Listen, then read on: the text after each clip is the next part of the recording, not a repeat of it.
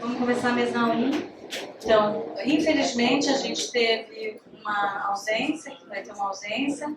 O professor Leonardo Cavalcante está com dengue e não pôde estar aqui com a gente. Tá? Então, a gente vai começar com o professor Carlos Sandoval Garcia, da Universidade de Costa Rica. Né? E daí eu vejo você apresenta. Teremos em seguida a Maria, que é da Rural e Unirio, e o Bob, da Maron. Então, acho que cada um vai poder fazer as próprias apresentações. Começando aqui. Sim? E a ausência do Leonardo. Sim.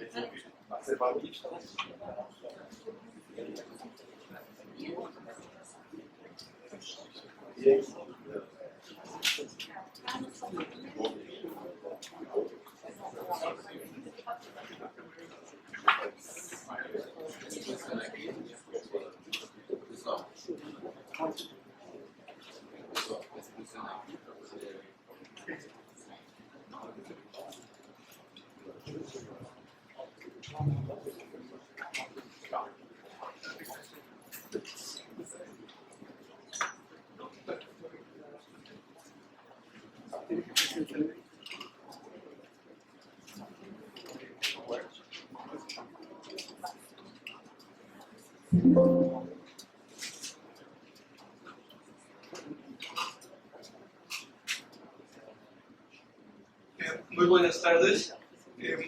Quisiera en primer lugar iniciar agradeciendo la invitación y el enorme trabajo que implica organizar una actividad y tantos y tantos detalles que hay que tener presentes para que algo sea posible. De manera que muchas gracias a todas las personas que han trabajado y siguen trabajando para que podamos tener esta actividad. En segundo lugar, disculparme porque no hablo portugués, aunque recuerdo muy bien que mi primer intento de estudiar en un posgrado fue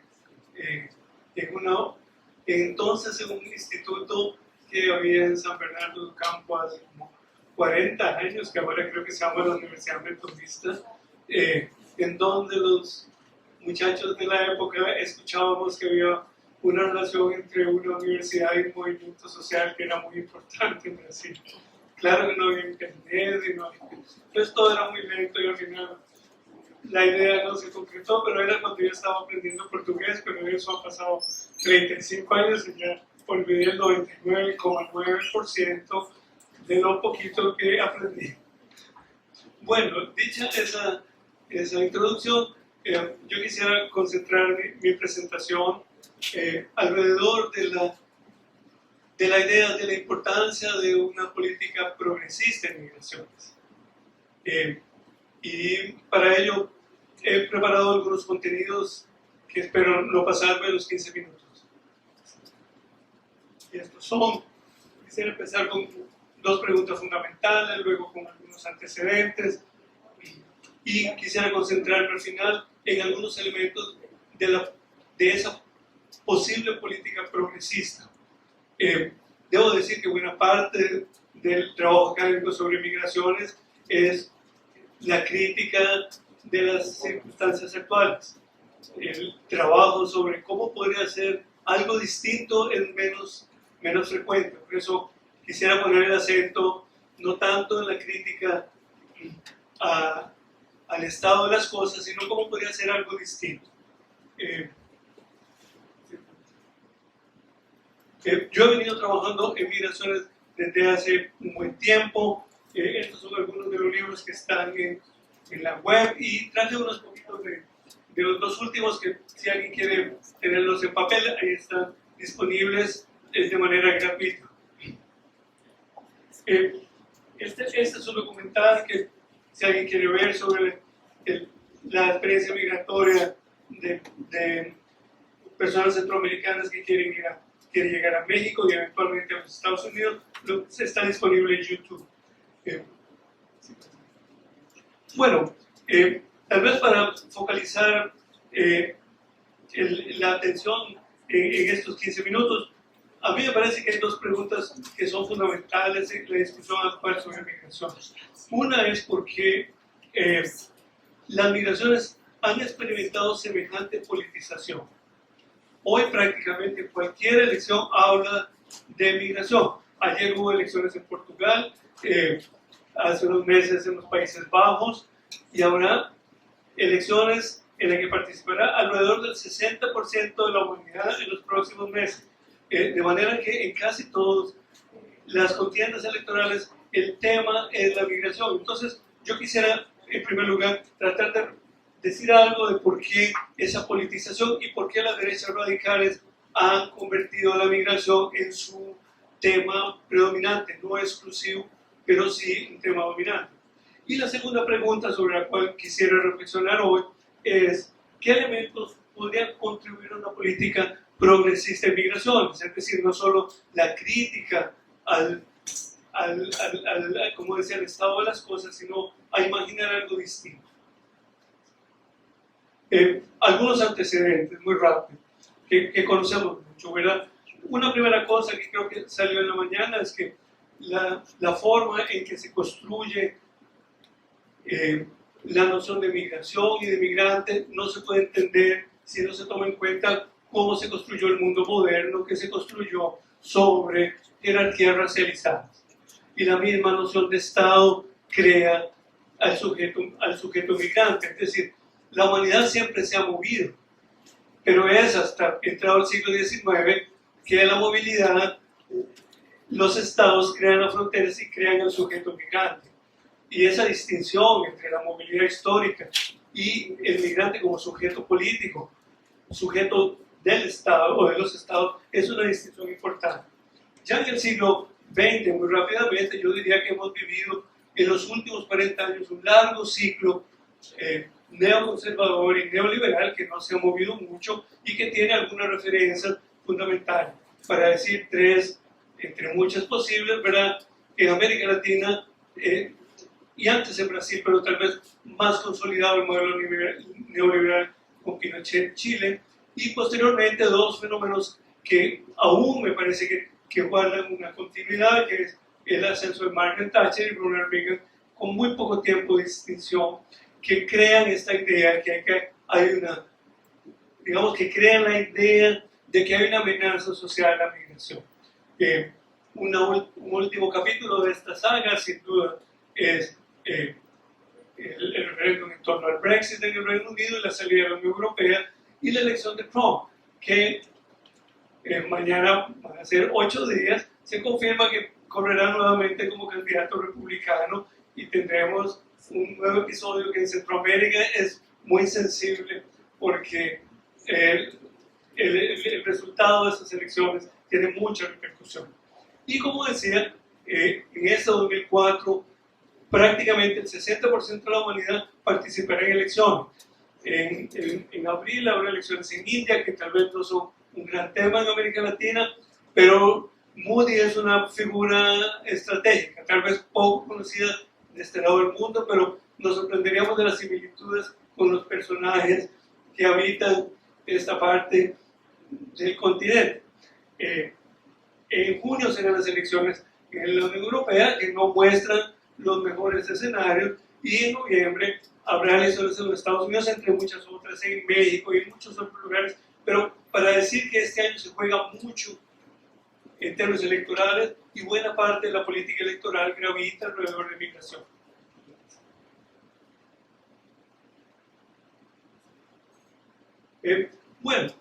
Otra idea que yo quisiera colocar en torno a la primera pregunta es que me parece que algo que es fundamental es reconocer, como alguna vez escribió Stuart Hall hace ya bastantes años, la derecha se convirtió en lo que podríamos llamar el centro de la política. Y eso se normalizó, se naturalizó.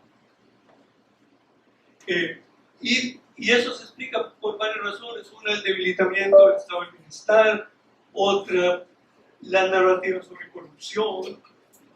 Y la emergencia de algo que hoy recorre el mundo, que es lo que podríamos llamar el populismo autoritario, ¿no? Que está en El Salvador con Bukele, que está en Argentina, que estuvo acá, y que está en tantos lugares donde quizá la matriz narrativa fundamental es esa idea de la del poder de hablar en nombre de, ¿verdad? Es decir, como esa voz autorizada para decir yo soy el pueblo, yo me autorrepresento como el portavoz del pueblo.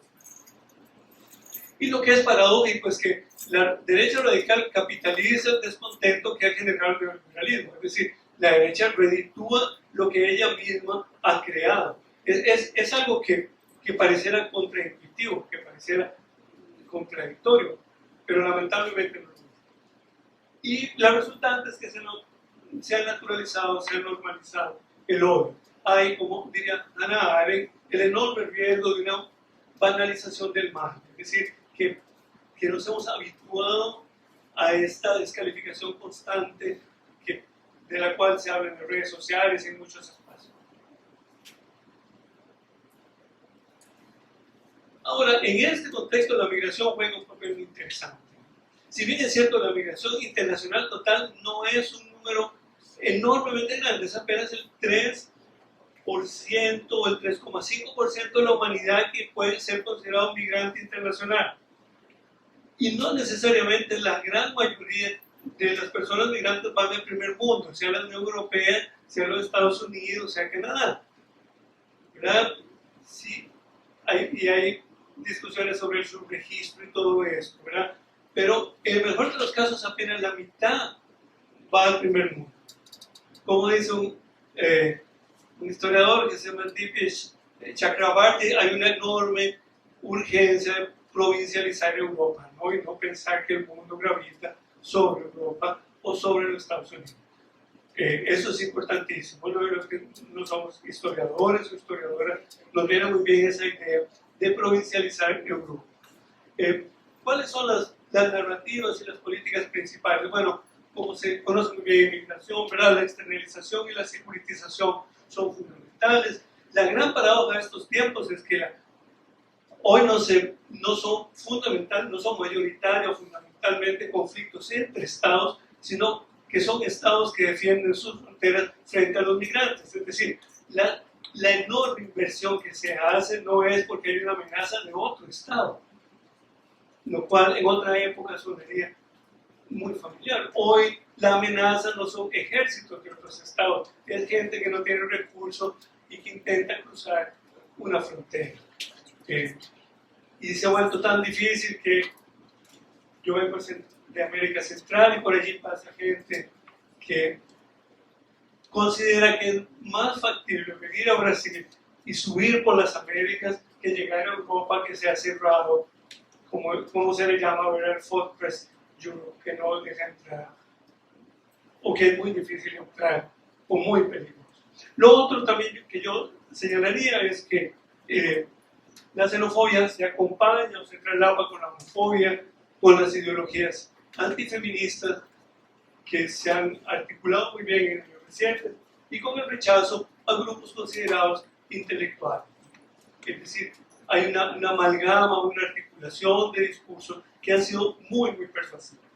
Y finalmente la idea de que las fantasías acerca de la nación han sustituido la discusión del tipo de sociedades que mereceríamos tener. Bueno, hasta aquí algunas reflexiones sobre la primera pregunta. Ahora voy a la segunda. A mí me parece que algo que tal vez habría que trabajar mucho más, y a eso me referiré en los próximos 3 minutos, es cómo fortalecer lo que yo llamaría un cosmopolitanismo desde abajo. Es decir, cómo construir vínculos entre los recién llegados o las recién llegadas y las comunidades de acogida. Y cómo reconocerse las similitudes entre quienes han vivido en un lugar y los que vienen llegando. Usualmente la narrativa dominante los construye como distintos, pero posiblemente el reto político fundamental es reconocer lo que tienen en común. Muy a menudo eso que tienen en común, ese cosmopolitanismo desde abajo, se siente mejor en los espacios cotidianos de los barrios, de las familias, donde la convivencia es muy fluida. Y muy a menudo la pregunta de la nacionalidad no es la pregunta es si se tiene empleo, si se tiene vivienda, si se tiene seguro social, no dónde nació fulano o sultano. También es importante, me parece a mí, traer de vuelta la noción de clase social para pensar que posiblemente los que miran despectivamente a los que recién llegan viven condiciones de clase parecidas a los que recién han llegado. Y ese reconocimiento es fundamental del trabajo. Y finalmente la idea muy familiar también en discusión de migraciones es que todos y todas, en un sentido o en otro, hemos migrado. Solo que uno piensa que la migración solo es la experiencia de nosotros. Sí puede pasar. Una última cosa en la frontera de los 3 minutos, que a mí me parece muy importante, es cómo traducir la experiencia vivida en narrativas. Que creo que ahí tenemos un gran reto en investigación de migraciones, en comunicación intercultural, y es que la experiencia vivida no siempre es fácil de convertirla en una narrativa pública. Es decir, hay inmensas historias extraordinarias de la experiencia migratoria que no logramos legitimar en una narrativa o en narrativas. Y claro, no basta la experiencia, ¿verdad? Hay una discusión grande sobre el concepto de experiencia. Acaba de celebrarse el centenario del nacimiento de P. Thompson, ¿verdad? Sobre su concepto de experiencia y las críticas que le hicieron a Thompson, en el sentido de que la experiencia por sí misma no es suficiente, la experiencia hay que elaborarla. Y en esa elaboración creo que hay un trabajo político fundamental. También diría que quienes estamos por la hospitalidad tenemos que hablar más y más fuerte, y sin duda en nuestros países el sector privado, que se beneficia mucho de las migraciones, tiene que hablar más, porque esos son actores fundamentales. En la universidad podemos decidir en las universidades muchas cosas, pero cuando el sector privado se manifiesta, es un actor que tiene mucho más voz que los papers y los libros y todas estas cosas que hacemos en estas instituciones. Y yo creo que ahora sí voy a terminar.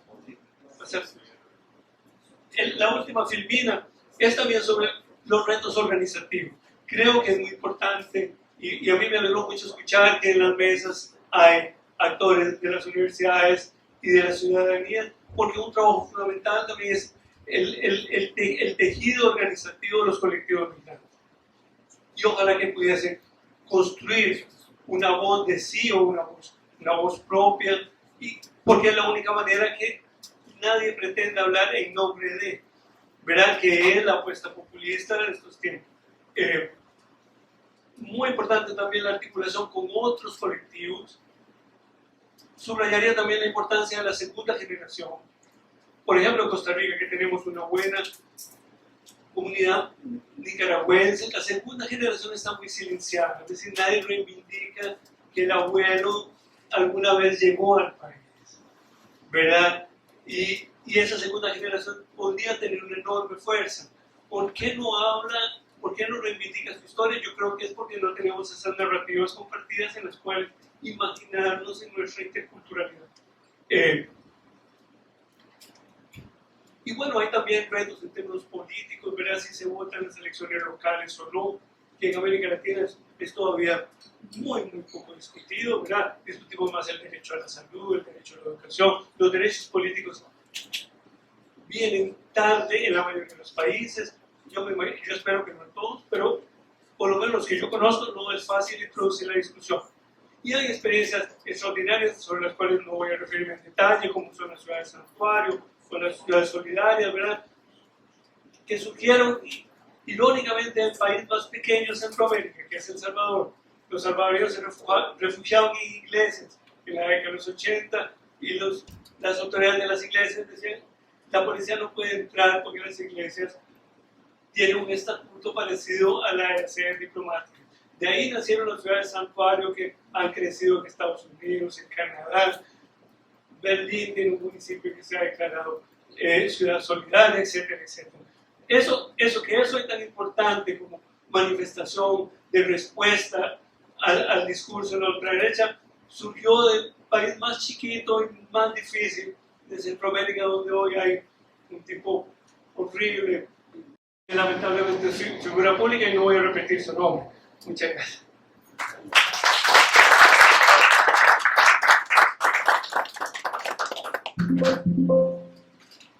Maria?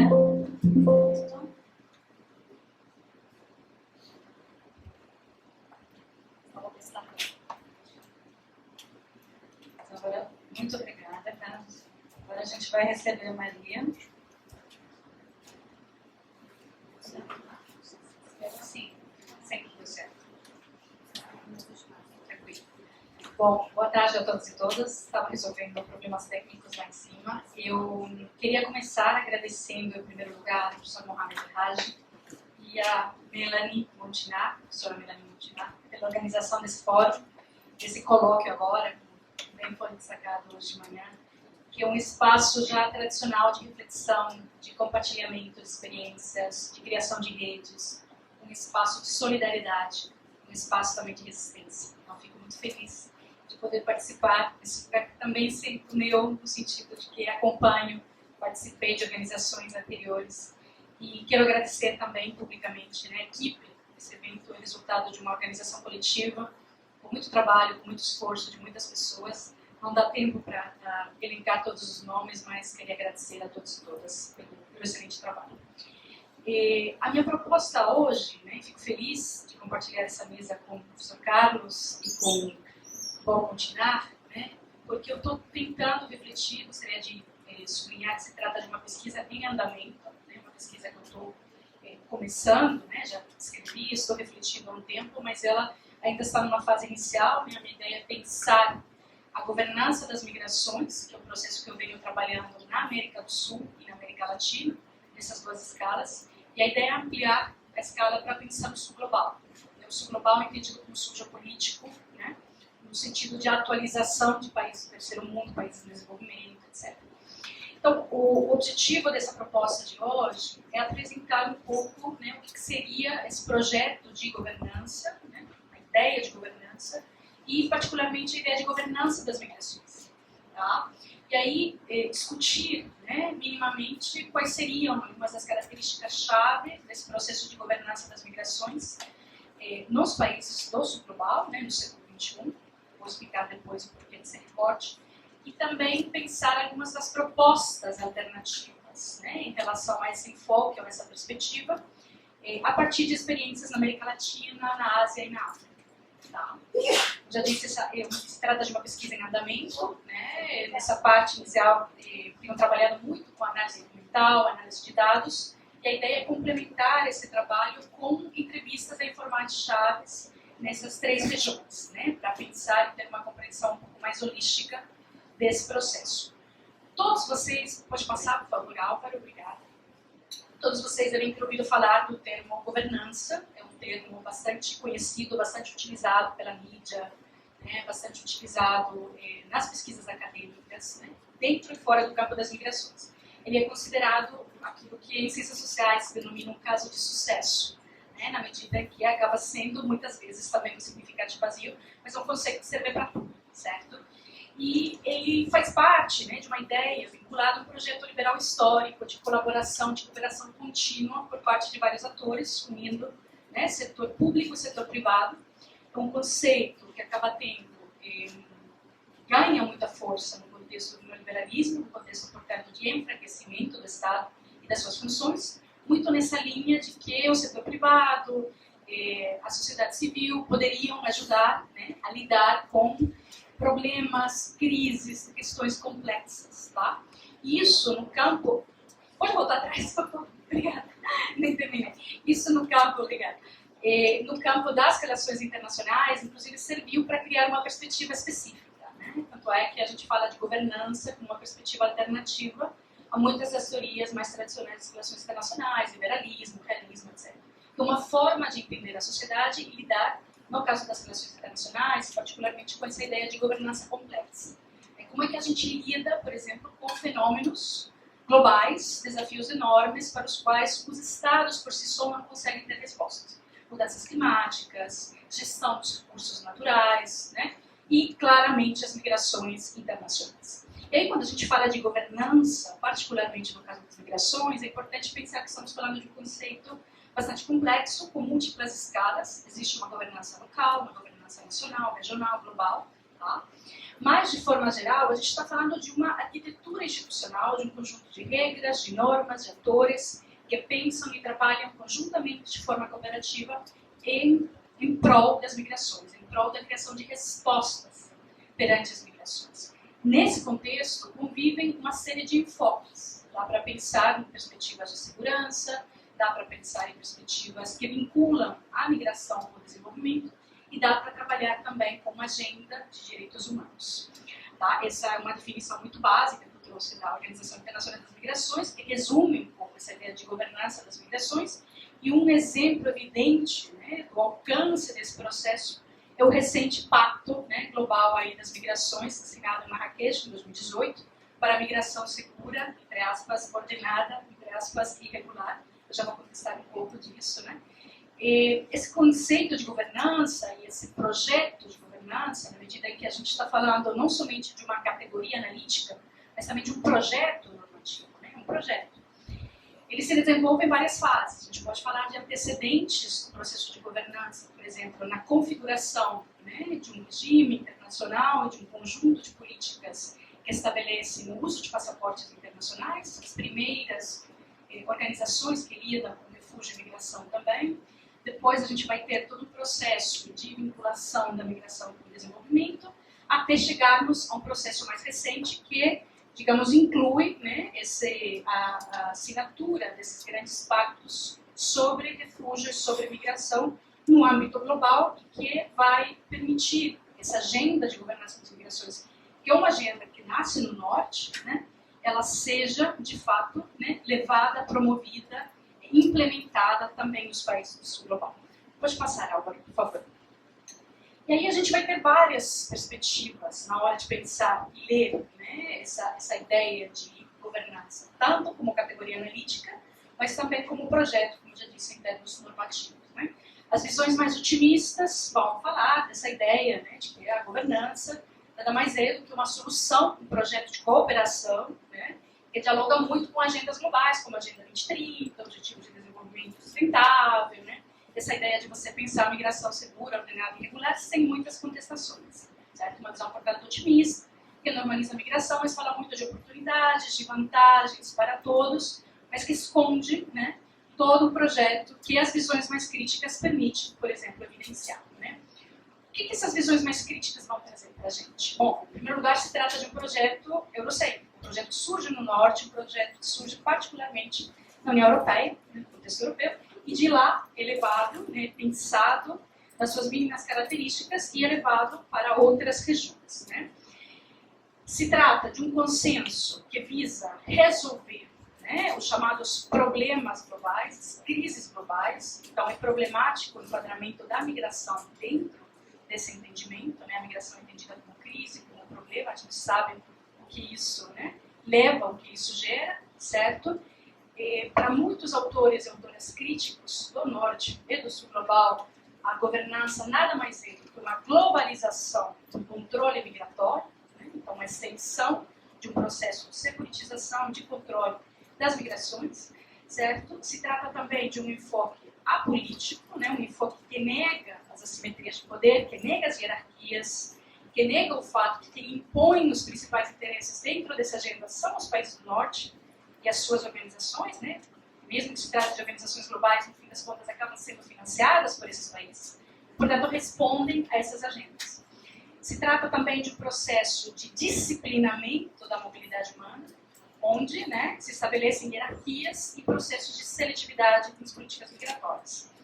É também um processo, né, de muita hipocrisia, um processo de fantasia, né, com narrativas, com discursos, muitas vezes, muito bons, né, processos, de fato, de maior controle e restrição das migrações. Tá? É um processo, portanto, muito sofisticado, porque ele combina, né, diversos enfoques, diversas perspectivas. Ao mesmo tempo se fala de direitos humanos, se fala de proteção, mas se fala de controle também. Né? E, por fim, né, se fala também da ideia de formas alternativas de governança de baixo para cima.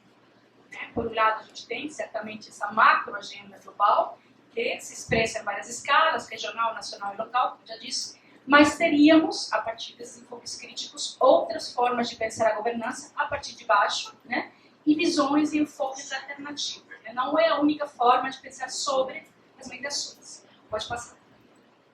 E, bom, vou passar brevemente por aqui, né? A ideia era trazer um pouquinho o panorama, assim, bem básico das migrações na África, na Ásia e na América Latina, né? Importante pensar que a África responde pelo 14% da migração global, assim como nas outras regiões, né? Se trata de migrações principalmente intra-regionais, né? Esses dados são interessantes, 80% dos africanos que planejam migrar não têm interesse em deixar o continente e se mudar permanentemente. Pode contestar isso, podemos, né, pensar que nem sempre isso responde à realidade, mas é um dado significativo, né? Bom, temos também 30 milhões de pessoas deslocadas internamente, refugiados, solicitantes de asilo, etc. Pode passar? Obrigada. Quando a gente fala da governança das migrações na África, né, portanto, temos que pensar que há diversos processos migratórios, né, migração de trabalho, migrações por questões ambientais, migração forçada, etc. Fluxos mistos, toda aquela complexidade que a gente já conhece. Né? Na hora de pensar a governança, agora se trata de um processo levado, né, a partir de agendas pensadas particularmente no Norte. Na África, a gente também pode observar a presença não somente de diversos atores e ações e políticas de governança, mas também de diversos enfoques. Né? A maior parte dos países africanos são assinantes de tratados internacionais sobre migrações, né? Entre eles os mais recentes pactos globais sobre migração e refúgio. Há uma presença significativa nos chamados processos consultivos regionais na área de migrações. Tá? Temos processos mais sólidos, né? E processos emergentes, processos mais recentes, que estão pensando na questão, por exemplo, de migração e desenvolvimento. Tá? Há uma crescente importância aqui também de atores não estatais, né? Então, do setor privado, organizações internacionais, ONGs, associações, organizações de migrantes, meios de comunicação, né?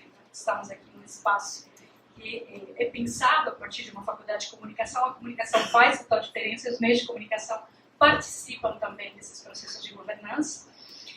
Na hora de pensar nesse processo nosso global, é impossível também não levar em conta, né, todo um trabalho prévio que vem sendo feito no marco dos processos de integração regional. E aí, no caso africano, a gente vai ter várias ações, várias políticas, vários acordos, né, sobre livre circulação de pessoas e medidas, né, de caráter progressista, mais liberal, né, em matéria migratória. Porém, desde os anos 2000, a gente vai ter uma inversão de tendência a partir, né, aí da adoção da Convenção de Palermo, do protocolo, né, do seu protocolo para combater a delinquência organizada transnacional, processo onde participam de forma ativa organizações como a Organização Internacional para as Migrações, o Escritório para o Crime da Organização das Nações Unidas. A gente vai começar a ter também, né, a importação, digamos assim, né, de termos e políticas pensadas a partir desses princípios, como combater a migração irregular, né, se começa a falar com mais ênfase de tráfico ilícito de migrantes. Tá? Algo absolutamente central no contexto africano vão ser 3 minutos, vou correr. As políticas de externalização de fronteiras, né, que são políticas de externalização do controle migratório, a partir de processos como o Rabat, Khartoum, a cúpula de Valeta, etc. A partir disso, vão ser assinados, né, acordos para controlar a imigração irregular nesses termos. Então, a gente começa a ter uma presença muito ativa dessa linguagem também no contexto africano. Se fala da facilitação dos processos de deportação, do chamado retorno voluntário, entre aspas, né, lembrando que são termos oficiais, mas a gente sabe que são questões bastante problemáticas, na medida em que não há muito de voluntário, por exemplo, certo? E algo não menor é que, bom, fenômenos como nacionalismo, a xenofobia, uma criminalização e um uso político da migração, que já eram, né, já estavam presentes no contexto africano, se acelera no contexto da pandemia. A gente vai ter alguns exemplos muito, muito preocupantes nos últimos anos. Pode passar, vou tentar pular rápido, não vou falar das migrações da Ásia, eu vou resgatar só uma característica. Também aqui temos uma migração prevalentemente intra-regional. Pode passar. No contexto da Ásia, assim como na África, há uma diversidade de atores, agendas e processos, né, em disputa, mas a gente vai ter também um contexto de crescente securitização da migração, um contexto de crescente criminalização das pessoas migrantes e uma reprodução de lógicas da governança dos países do Norte. Pode passar. Pode ir. Na América Latina, bom, vou pular, senão a gente não vai terminar aqui, talvez, dizendo que tenha pouco tempo, né? A gente tem um contexto onde a América Latina, no começo, entre finais dos anos do século XX, particularmente desde o começo do século XXI, se posiciona, né, como uma região alternativa a esses processos, né, de restrição da migração, né, no contexto do chamado ciclo progressista. A gente vai ter alguns avanços muito significativos, a criação do Acordo de Residência Mercosul, a criação de políticas migratórias de cunho progressista, que vão falar, por exemplo, de cidadania universal, né, a gente vai ter vistos no âmbito, né, da Unasul, com esse projeto, a ideia de criar realmente uma cidadania sul-americana, portanto, vai emerger a nossa região como uma região alternativa a esse processo. Mas isso, a gente também vai observar que isso está mudando com muita rapidez, infelizmente. E hoje a América Latina também é uma região de forte, né, de crescente securitização aí, e uso político da migração. Na nossa região vai ser particularmente evidente, né, a emergência de novos atores também nas cidades. Aí eu trouxe o exemplo do projeto Migra Cidade. Falta um minuto, obrigada. Vou correr. Pode pular. Isso é só uma breve reflexão sobre muros, fronteiras, né, particularmente presentes no norte, mas crescentemente presentes nos países do sul, certo? Pode passar. E aqui, quando eu penso e falo de construção de alternativas, não vai dar tempo para explorar isso, vou passar rapidamente, né? A gente tem um legado importante, tem um conjunto de ações no âmbito dos processos de integração regional que vem pensando há décadas livre mobilidade, livre circulação, projetos de construção de uma cidadania regional nos países do Sul, que constituem aí, né,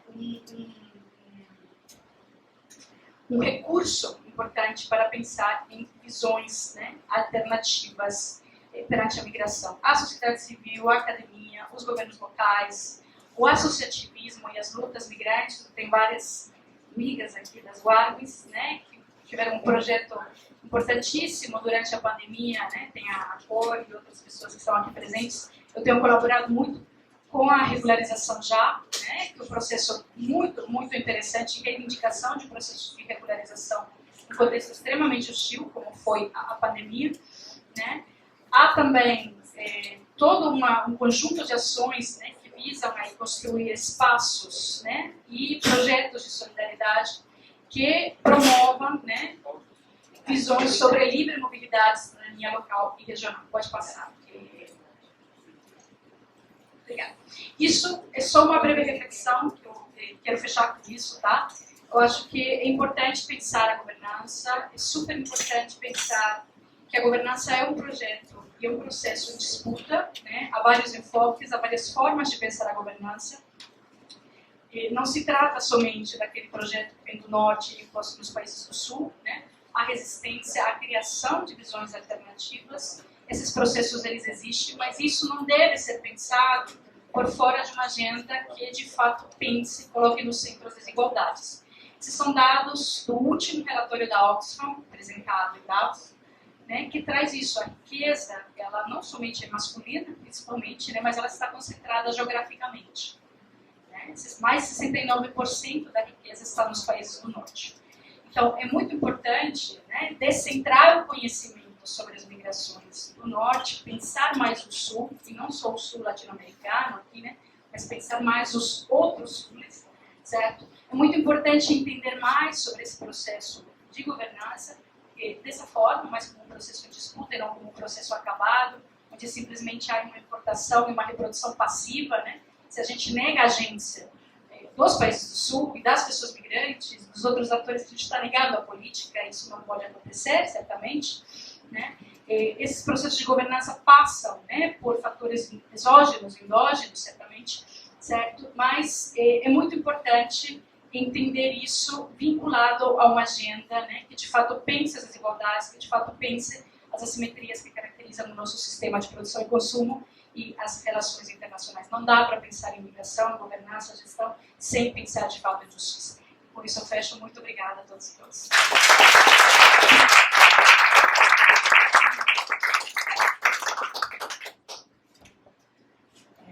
Obrigada, Maria. A gente agora vai ouvir o Bob.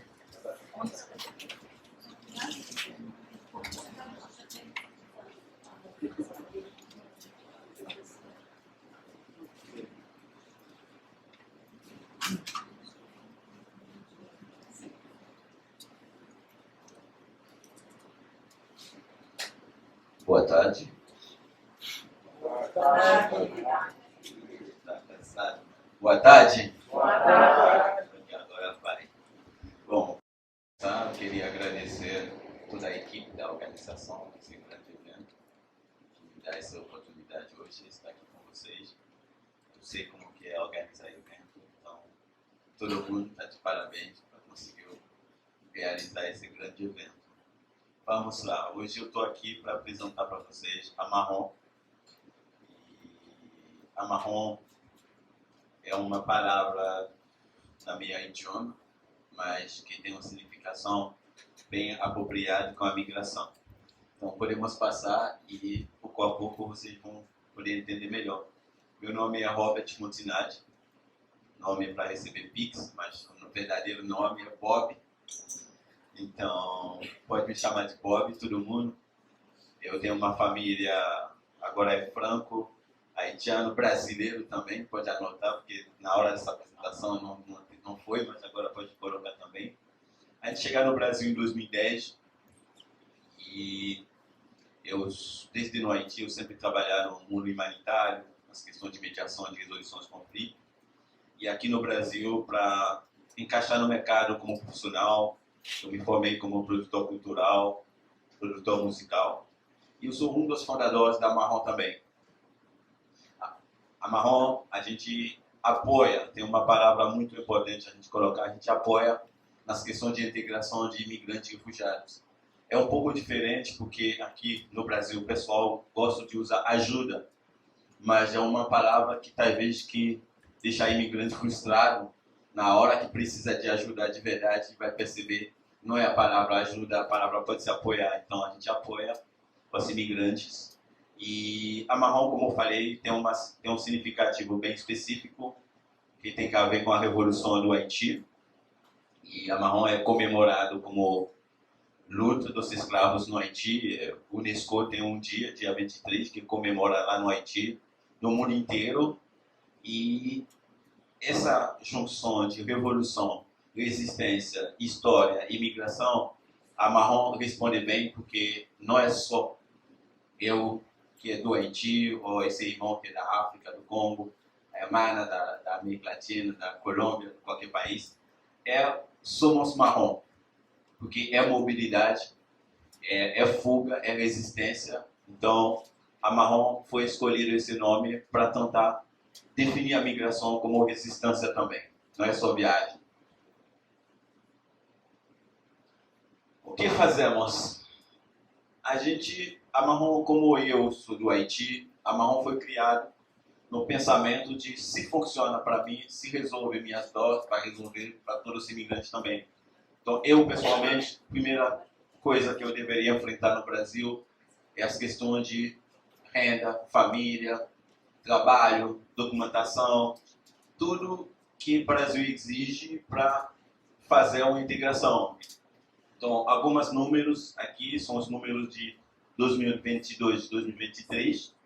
Então, são os trabalhos que é feito na parte de atendimento sociojurídico, onde a gente faz atendimento, a gente promove mutirão, a gente trabalha na parceria também com outros projetos para poder facilitar esses direitos para os imigrantes e refugiados, que é ter um documento, ter tudo pronto para poder trabalhar ou empreender.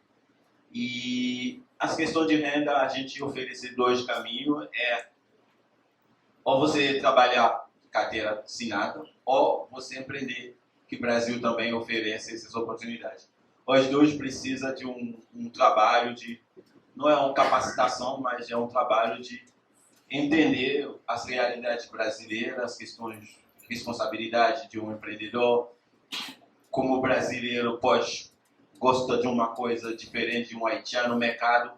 E as questões da empregabilidade é onde que é mais difícil, porque não envolve só a pessoa que quer trabalhar, mas envolve um lugar que ele vai trabalhar, envolve a empresa que vai querer contratar ele. E tem as diferenças, tem um problema de idiomas, problema cultural, as questões de revalidação de diploma, tem profissional que pode ser competente num país, mas que chegar aqui que vai obrigar a trabalhar em qualquer coisa. Então, a empregabilidade é uma parte que exige um trabalho mais aprofundado. Então, são esses caminhos que oferecemos de ter uma integração mais rápida possível, que é você não depende de ninguém. Porque eu, como imigrante, se alguém me perguntar o que é uma boa integração, eu vou falar, é quando você não depende de ninguém. Cada vez que você precisa de alguém, de um serviço, de uma coisa, você já lembra de tudo passado, tudo caminho, tudo travessia. Aí é onde que eu sou mais competente, onde que eu estou atuando mesmo, que é a experiência cultural.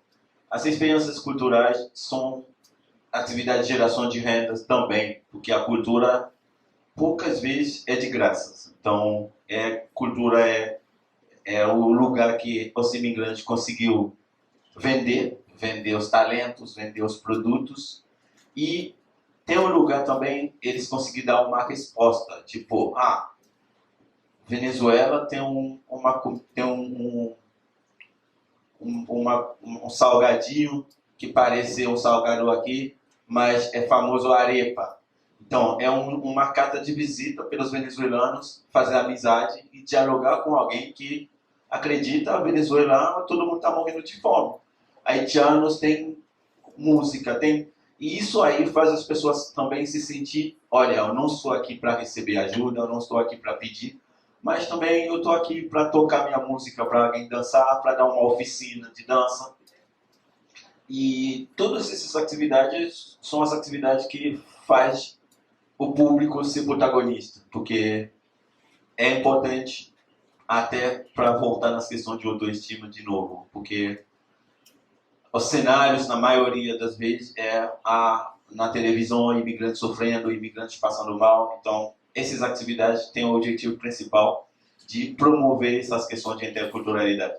A interculturalidade, para a gente, é a mediação, é onde a gente conseguiu fazer o equilíbrio, porque minha cultura pode ser legal, mas incomodar um outro, porque vem de um continente diferente, entre os imigrantes, entre os refugiados. Mas também aqui no Brasil, talvez minha religião não permite curtir a cultura brasileira do jeito que pode. Então, a mediação de aprender a entender esse desconforto que vai ficar para sempre, porque só falando português para mim é um fato que eu não estou na minha casa, eu não estou no meu país, eu tenho que falar todo dia. Então, são as questões de idiomas, provoca essas questões de necessidade de entender a interculturalidade como um ferramenta de equilíbrio. Vamos. Aqui é o lugar que a Marrom atua também um pouco mais fácil, porque é uma questão de participação. É tudo que a gente chama de políticas públicas. Brasil conseguiu hoje ocupar um dos países que respeita as convenções, as normativas de questão de direitos humanos dos imigrantes, nas questões de direito de migrar. Então, hoje, na questão de políticas públicas também, essa é a realidade do Rio de Janeiro, mas quase todos os estados no Brasil têm um comitê municipais, tem comitê estadual, tem uma proposta, e a lei da migração do Brasil também é um dos melhores. Se quer comparar com Estados Unidos, com a França, nossa França mesmo. Então, é uma lei que dá todas as oportunidades, todos os privilégios. Vou parar para agradecer a esse amigo que chegou agora, mas não estava lá na hora de início. Obrigado.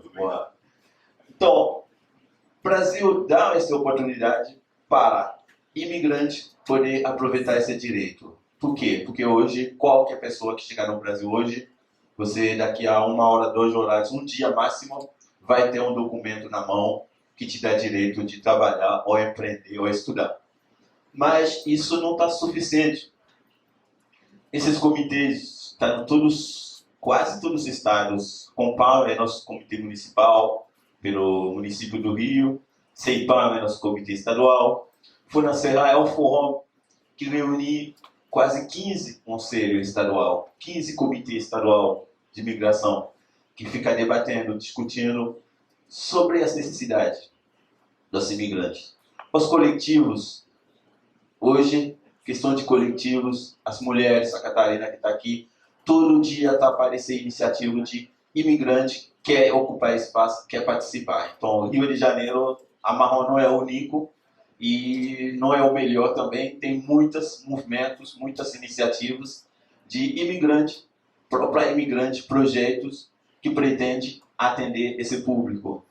Então, essa participação nas políticas públicas, a Marrom conseguiu estar presente quase em todos os espaços de debate, de discussões que reflete as necessidades, porque às vezes, mesmo é óbvio, mas é bom ficar insistindo, é bom aos imigrantes, aos refugiados, eles mesmos chegam, pedem, discutem.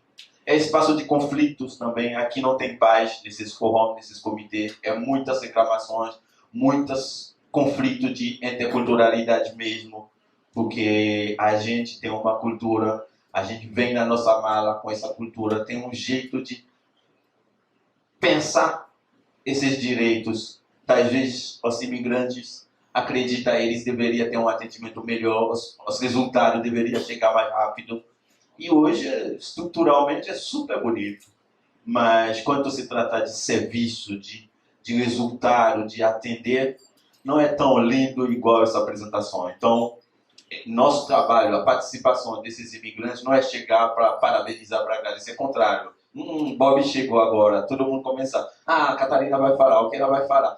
Esse minuto é cobrança, porque a gente acredita, se ficar calado, se ficar sempre observando, essas estruturas não vai servir para nada. Então,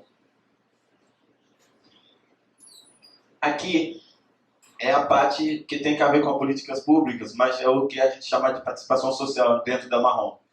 E hoje o maior evento que todo mundo está mobilizando é o Comigrar. É difícil alguém na sala não ouvir, não participar, não envolver. Já conheci muita gente aqui que está em todas as reuniões junto comigo, todas pré-conferências, não sei quantas pré-conferências que já está organizando, para chegar nesse dia, que vai ser a Conferência Nacional para Refugiados, Imigrantes e Apátridas. É mais um espaço de participação social. Para mim é um evento que mobiliza mais imigrantes e refugiados, porque qualquer reunião na segunda-feira está lotado de participação. Esse fórum que aconteceu pela Secretaria do Estado, está acontecendo uma quarta-feira e estava com mais de 300, 400 imigrantes vêm para votar, para se candidatar. Então, a vontade de participação, de ocupar esses espaços para os imigrantes não falta. Então, eu pessoalmente, quando eu chegar nesse espaço, eu agradeço muito o Brasil mesmo, que dá essa oportunidade democrática para a gente. Porque eu que venho do Haiti, não sei a última vez que eu já saí para votar. Você que é do Congo, é sempre uma coisa de guerra, de golpe, de tipo, por aí vai. Na Venezuela, ninguém não sabe quanto foi a eleição, quando vai. Então, quando a gente chega no Brasil, tem essa oportunidade de participar num fórum, de participar numa conferência, de promover proposta para poder mudar a situação do sua própria vida, é uma coisa que é muito valorizado. Todo mundo quer participar, todo mundo quer se candidatar. Esse é o calor do momento hoje no mundo migratório, é Comigrar.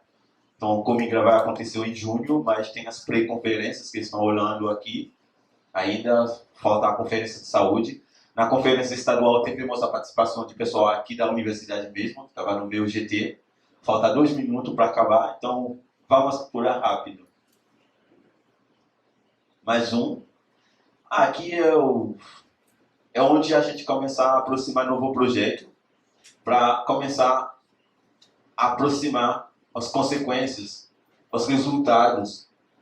Porque os imigrantes, a maioria que vem sair para uma consequência, um resultado de questão climática, seja a guerra, seja a pobreza, seja as questões de saúde, tudo juntar um pacote que exige as pessoas sair, não é sair de um país para o outro, mas sair de uma região do Brasil para o outro. Então, hoje a gente está super engajado e motivado pelas ações que juntar refugiado e climático.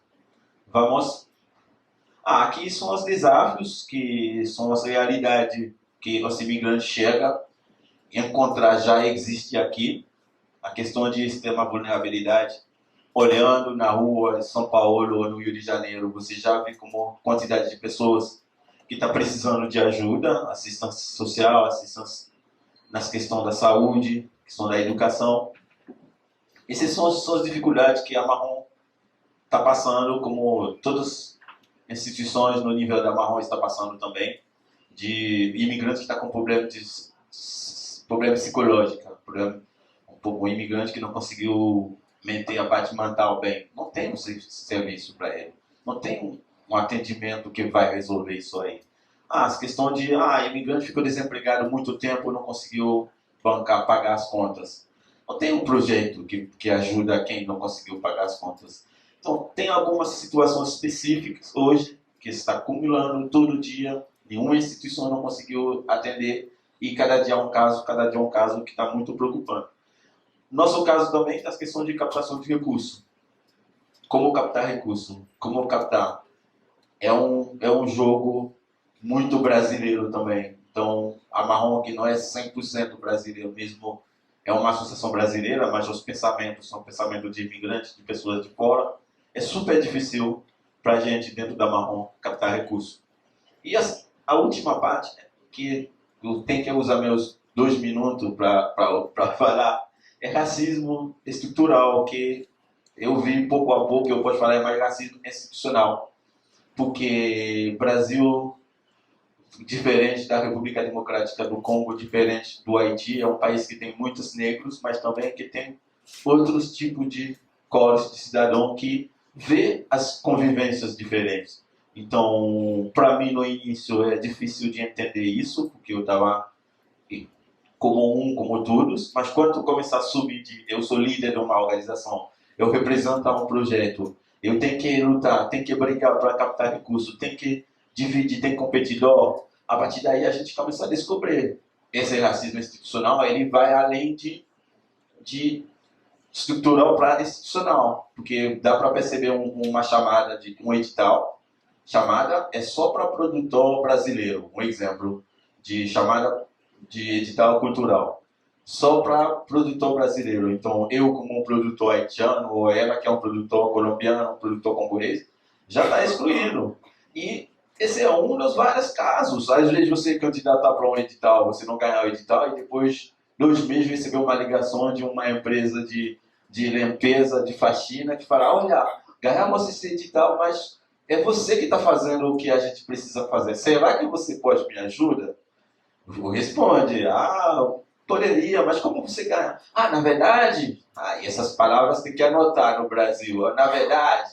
Então, agora vai falar sincero. Na verdade, é meu tio que foi aposentado, que é amigo de não sei o que, do secretário, do fulano, e faz, eu ganhei. Então, para mim é difícil, a resposta vai ser agressiva, vai ter problema de cultura também, porque na minha cultura isso é sacanagem. E se é sacanagem, eu tenho que responder com sacanagem também. Então, o racismo estrutural, a gente convive com isso todos os dias. E para mim, além de conviver na rua, conviver em todos os lugares, mas eu preciso, em todos os espaços, lidar com isso. Porque eu tenho um chapéu de haitiano, negro, que mais? Tudo que tem que se quebra não abraça automaticamente. Então, só ser haitiano já ser um chapéu para lutar. Então, essa palavra racismo estrutural é uma palavra brasileira usa bastante, até para justificar algumas situações, quando tu aparecer, a pessoa fala, não, calma, não se preocupa, irmão, isso é racismo estrutural, não se preocupa, ou você se preocupa, entendeu? Aconteceu, não se preocupa, carioca é malandro, não vou aceitar. Então, para vocês entenderem, começamos como um projeto social, sempre é um projeto social, mas a parte da resistência sempre vai ficar. Então é isso que eu queria deixar. Obrigado, gente.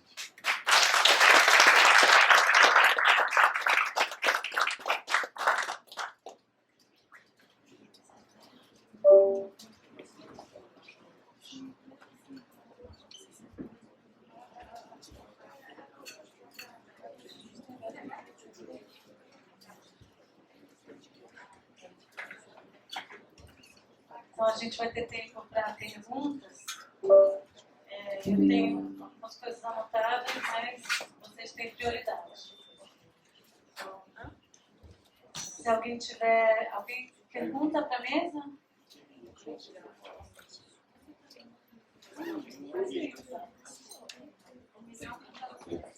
Tá. Não, eu entendo, também para gravação. Gente, desculpe que eu preciso ainda organizar a minha pergunta, porque como a gente tem um bombardeio de informações, que ao mesmo tempo tem que processar, ainda estou pensando na intervenção do Andrea, depois do Carlos, depois a Maria. Era de uma área onde a gente sempre trabalha junto, mas que sempre continua aprendendo com ela nessa parte das relações internacionais. Mas eu queria fazer esse tipo de apanhado ao que o Andrea propôs, o Carlos e o Bob. Porque é o seguinte, é verdade, o Carlos fez muito bem de lembrar para a gente essa questão que a gente chama de hoje de polarização. É verdade, fez muito bem de lembrar de fazer esse paralelo entre a questão migratória e os movimentos homofóbicos, racistas, antifeministas. É verdade que, por exemplo, quando a gente pega o Brasil, isso é uma posição teórica minha que eu defendo, por exemplo, é uma coisa extraordinária no Brasil que se repete em outros lugares do mundo quando você vê com mais desconfiança. Na verdade, no Brasil, que eu posso atestar, pela minha experiência pessoal, minha vivência aqui de já 33 anos no Brasil não há xenofobia. É uma coisa extraordinária. O Brasil é absolutamente acolhedor. É verdade. Agora o Brasil é um probleminha, pequeno. Sabe o que é? É racista. É anti-indigenista. Que quando você vê a reclamação, por exemplo, dos migrantes aqui no Brasil, a gente tem uma imigração absolutamente diversa. Mas quem sofre de discriminação?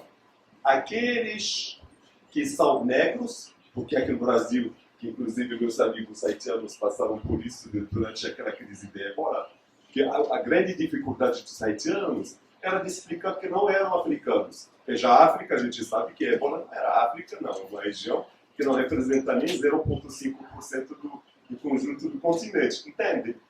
O Brasil não é xenófobo, o Brasil é racista, e é racista nos dois sentidos, antinegro e anti-indígena, ok? Então, aí que vem o gráfico que a Andrea mostrou, que eu gostou muito dessas, como você, você falou de estatísticas, não sou fanático das estatísticas, mas as estatísticas mostram muita coisa. Aqueles dados que a Andrea apresentou, que na verdade a reação a favor ou contra a imigração é a mesma, que o poder, o governo seja de direita ou de esquerda, que o país seja um acolhedor de imigração ou não.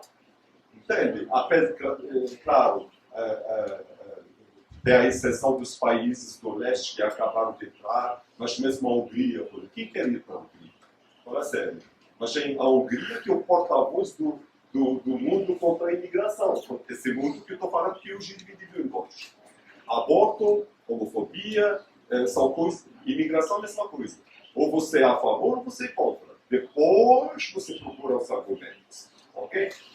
Agora, aquela questão que colocou Carlos, por exemplo, sobre os nicaraguaios em Costa Rica, por exemplo, que tem duas coisas que aí você vê justamente aquilo que a Andrea falou, a importância do discurso e da narrativa. Que, na verdade, você tem duas coisas, que, aliás, eu penso muito para os meus amigos francófonos, o livro que acabou de ser lançado no ano passado, La Famille Bellamy, que justamente como na França, apesar de ter esse discurso xenófobo todo, mas, na verdade, você tem uma classe média magrebina e africana em geral, de sucesso, que é completamente integrada, que não sofre aqueles problemas. Aí você vê, afinal, essa discriminação era realmente racial, ou na verdade de classe, tá certo? Então temos isso, temos essa aparência toda. Agora, temos duas questões, que duas observações que a Andrea colocou, aquela questão da subjetividade.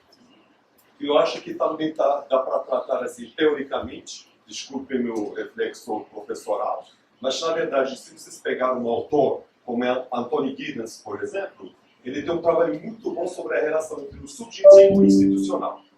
Que na verdade, Esses grupos aqui dos quais eu faço parte, mas claro que socialmente não passam pelos mesmos problemas, esses grupos, eles aprenderam.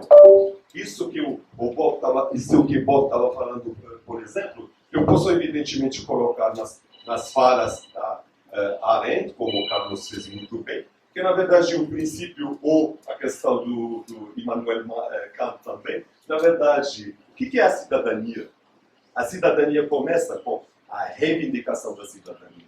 Portanto, esses imigrantes, eles têm uma ação cidadã muito mais forte do que os próprios cidadãos reconhecidos, que eles mexem com o sistema. Onde que estamos? E, evidentemente, quando você representa a categoria mais vulnerável de uma sociedade, a sua luta vale para a sociedade inteira.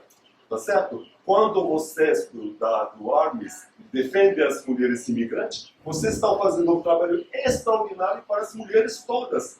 Talvez até principalmente para as mulheres brasileiras. E o que eu estava falando? Temos a Ana Arendt, mas temos também o Antônio Guedes, que eu falei.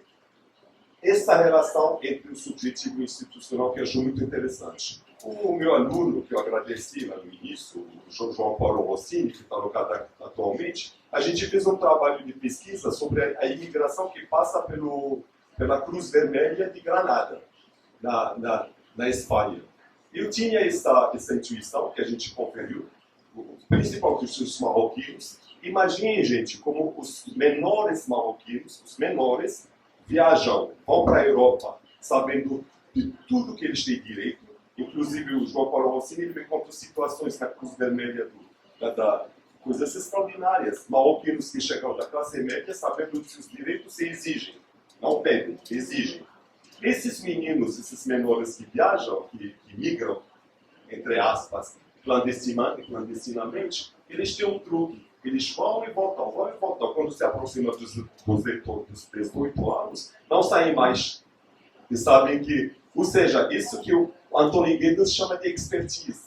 Na verdade, o imigrante, você pega os haitianos, por exemplo, eu sempre falo na brincadeira, os haitianos são chatos pra caramba. Um povo muito politizado. Não tem como não falar de política com eles.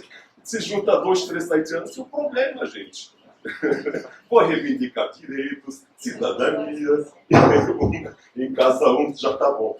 Entende? Então, me desculpem um pouco a minha dispersão, mas o que eu quero dizer? Que, na verdade, temos essas linhas condutoras, que eu espero que isso continue no curso desse colóquio, mas o Bob é a ilustração dessa coisa da Ana Arendt, o direito a reivindicar direitos. O direito a reivindicar direitos. Nunca pode esquecer disso. E o outro lado, que seria mais desse aspecto subjetivo, que na verdade os imigrantes aprendem. Os imigrantes são pioneiros. Os imigrantes, vamos falar também uma coisa séria. Vocês sabem que imigra, os imigrantes, quem tem um capital social, quem tem um capital humano, quem tem um capital material. Os miseráveis não saem. Os miseráveis ficam lá. Esse imigrante que tem essa garra para atravessar o... Gente, quando eu falo isso me toca, eu não quero... Não me compreendam mal, não. Não estou minimizando a dor, o risco, a morte contínua, não, de jeito nenhum. Mas ao mesmo tempo você vai ver lá que lá tem uma força, tem uma potência, na verdade. Ok? E justamente só para terminar aqui que eu falei para vocês que essa coisa da narrativa, do discurso, fala ou não fala, tem duas coisas, na minha opinião. Primeiro tem a questão da classe, que é mais importante às vezes do que a questão da origem.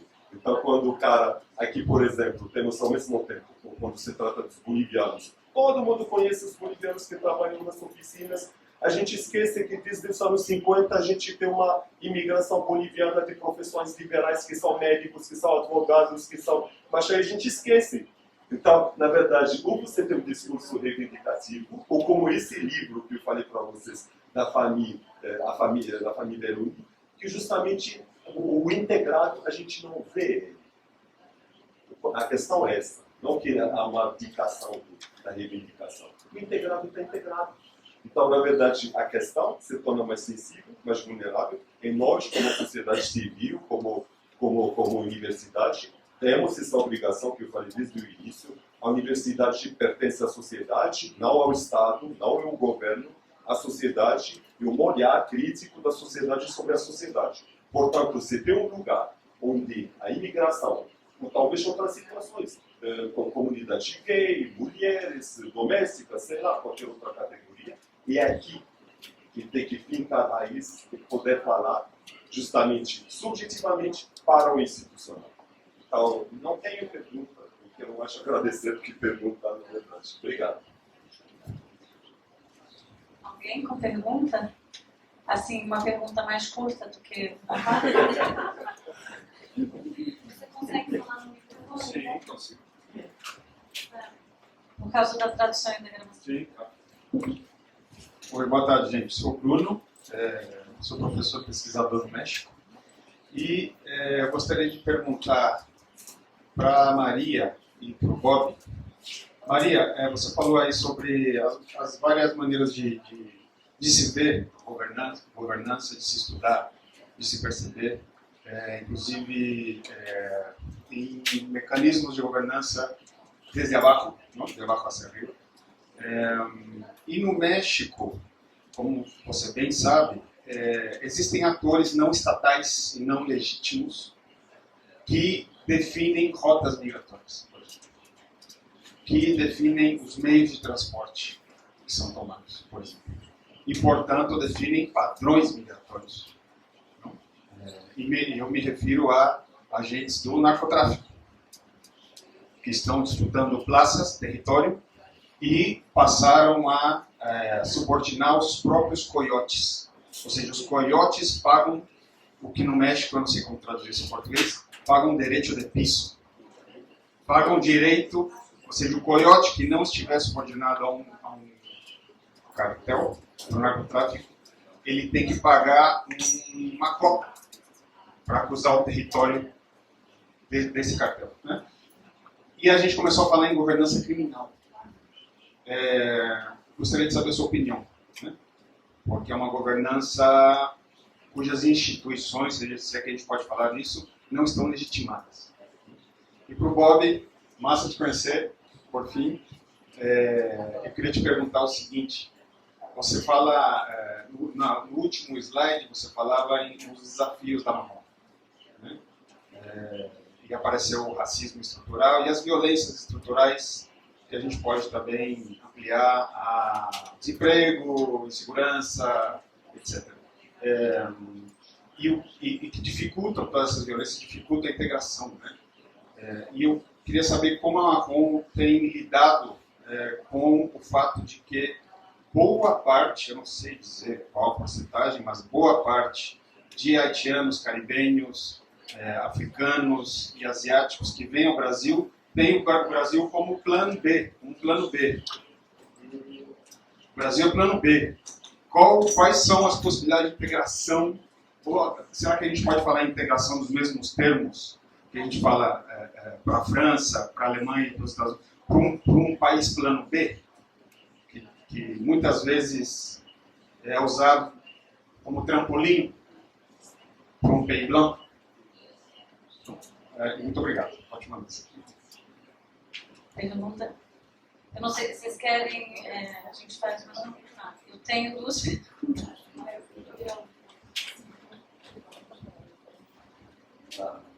Obrigado, Sidney. Eu gostaria de perguntar ao Carlos Sandoval, né, também sobre essa questão, como pensar a participação dos migrantes nesse contexto, né, que já o André já falava, do trabalhador temporário, né, que na verdade é um conceito já que o Sayad discutia lá nos anos 70, né, com os argelinos na França, quer dizer, esse trabalhador temporário, mal pago, sem direitos, mas sem droga. Ou seja, então, como pensar nesse contexto, né, de globalização, mas no tempo de controle, ou seja, nessa condição precária do trabalhador migrante, cada vez maior, né, sem direito ao voto. O Brasil também não permite o direito ao voto aos imigrantes, quer dizer, a cidadania política não existe no Brasil para o migrante. Então, essa é uma questão. O Brasil, sim, é discriminador, xenófobo, sim, né? Ou seja, desde os anos 40 do século XX, né, da política de naturalização do governo Vargas, Getúlio Vargas, foi um governo ditador, né, nos anos 40, lá no século XX, que obrigou os imigrantes a naturalizarem-se, ou seja, tem que ser todo brasileiros, né, porque o imigrante seria visto como um perigo à nossa hegemonia cultural, enfim.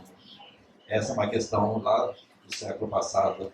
Então, e depois, nos anos 80, com a ditadura militar, temos o Estatuto do Estrangeiro, né, que era extremamente xenófobo, discriminador e contra os imigrantes. Então, pelo Estatuto do Estrangeiro de 1980, que já foi revogado em 2017 com a nova lei de imigração, esse estatuto dizia quem o Brasil queria. Era o trabalhador ou empresário que queria investir no Brasil e o trabalhador qualificado. Então, né, isso vigorou mais de 30 anos no Brasil, se discriminando, sobretudo os latino-americanos mais pobres, os bolivianos que eu estudei lá em São Paulo, né, peruanos, colombianos, etc., né, que via da América Central.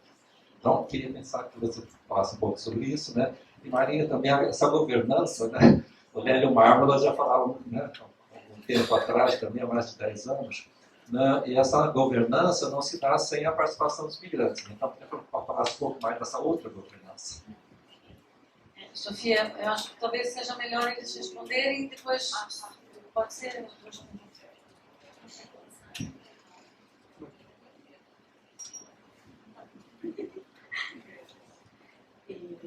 Bom, agradeço pelas perguntas. Vou começar pelo Bruno.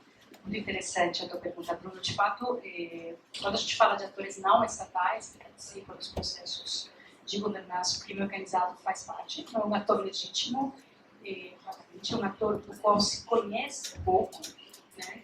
É um ator oficial, integralmente participante, por exemplo, de planos, de projetos, certo? Mas está ali, tem papel. Eu não sei se o termo mais correto seria governança criminal. Entendo que é uma importação de um conceito que virou um conceito de moda.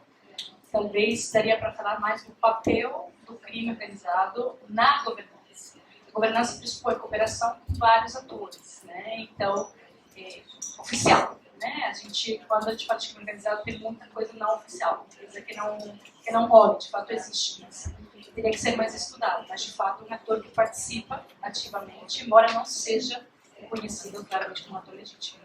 É um campo por explorar. Como eu trouxe aqui, quando a gente fala de governança, estamos falando de um processo de disputa, de um processo sobre o qual, por exemplo, no Sul, é preciso escrever muita coisa ainda, preciso pesquisar muita coisa. E o papel das redes do crime organizado certamente merece uma atenção particular. Você tem aí uma agenda de pesquisa para trabalhar. Eu acho muito, muito pertinente. E em relação ao CIT, né, a pergunta sobre, né, o papel das organizações de migrantes nesse processo. Bom, a gente tem vários níveis. Né, as pessoas migrantes associadas, né, em organizações, elas são absolutamente protagonistas de qualquer processo que envolva a migração. Né?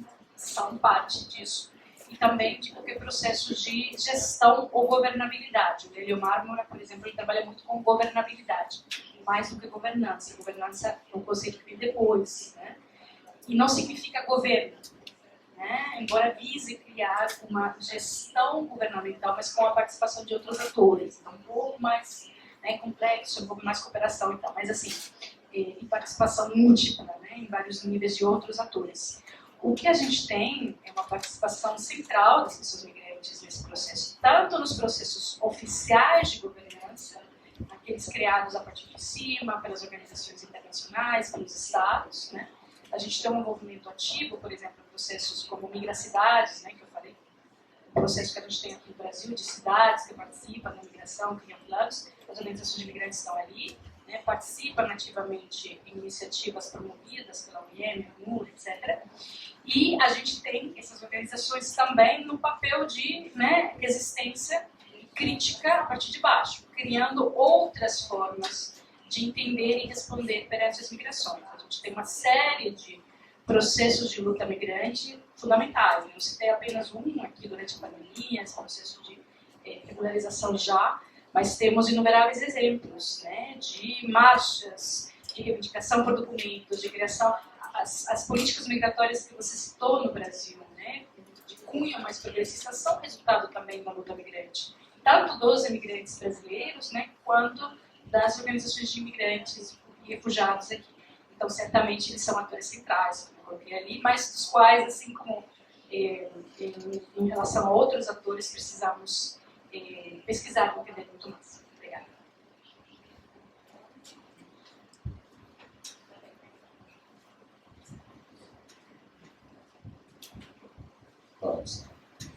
Bom, quero responder sua pergunta, especialmente você tocar num assunto que não é só para o haitiano, ou africano, latino.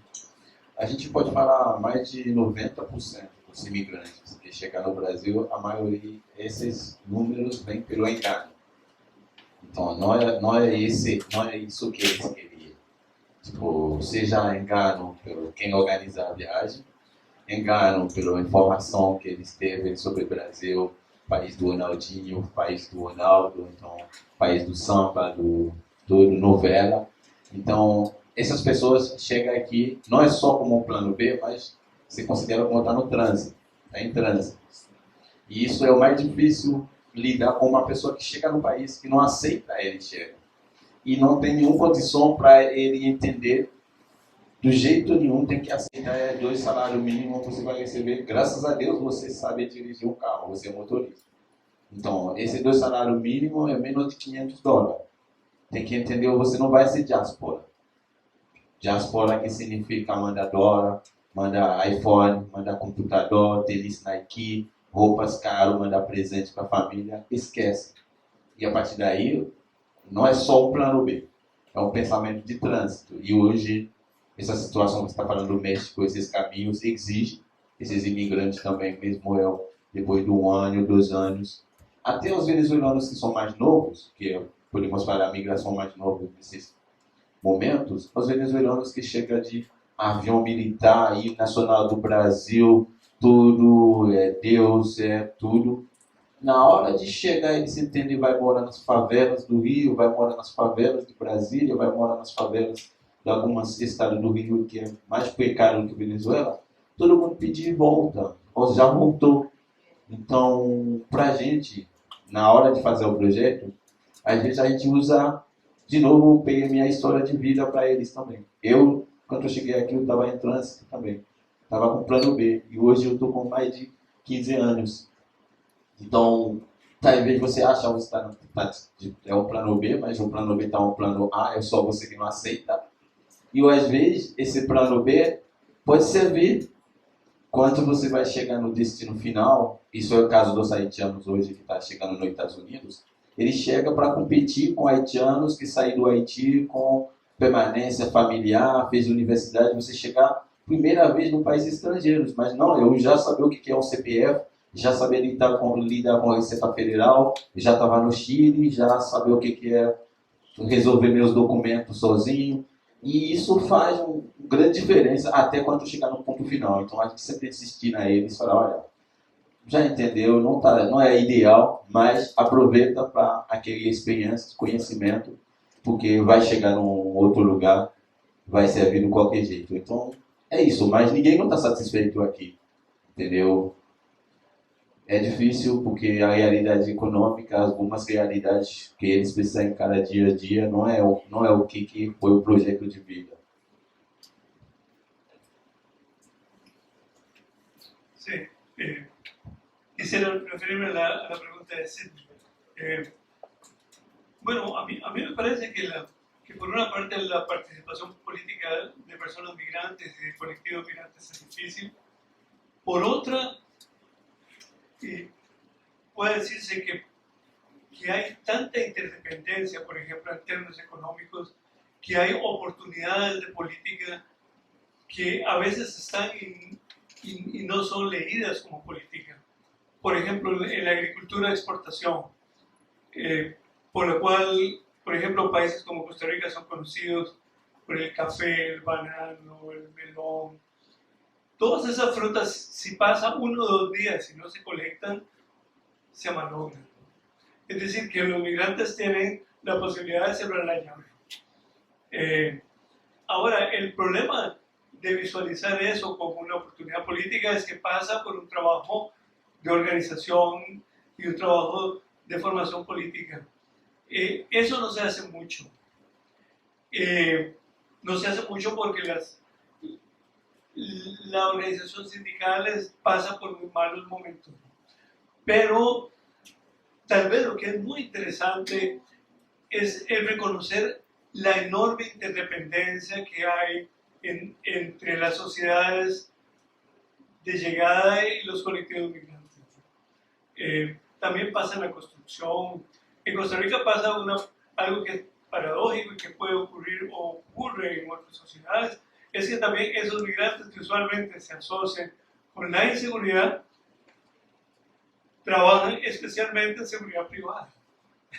Es decir, quienes cuidan los barrios de los que se supone son los violentos son los migrantes. Es decir, que hay oportunidades de visibilizar el trabajo, pero claro, cómo trabajar políticamente esa potencialidad es lo que me hace. Por eso yo pienso que la organización autónoma, más allá de las agendas que vienen con la cooperación, es muy importante. Gracias. Eu vou chamar a Sofia. Eu queria deixar uma pergunta para vocês dois, porque vocês, os dois, de certa forma, falaram sobre polarização, né, e perspectivas diferentes em relação à migração, né? Então, você tem a perspectiva de direitos humanos versus a perspectiva de segurança nacional.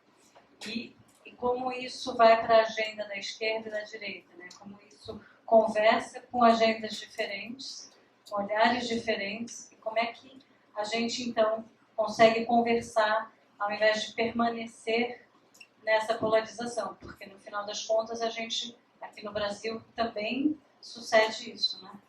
Essa polarização relacionada ao tema da migração. Tudo que é relacionado a direitos humanos está na pauta da esquerda, né? Ou seja, não...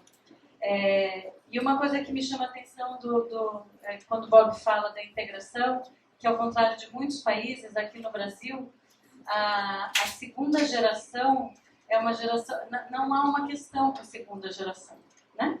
Quem nasce no Brasil é brasileiro e ninguém vai te perguntar na escola se seu pai é de algum lugar. Então, isso me parece que em termos subjetivos facilita muito o processo, não sei, enfim, está aí uma questão para a gente pensar. Sofia, por favor, a gente está bem.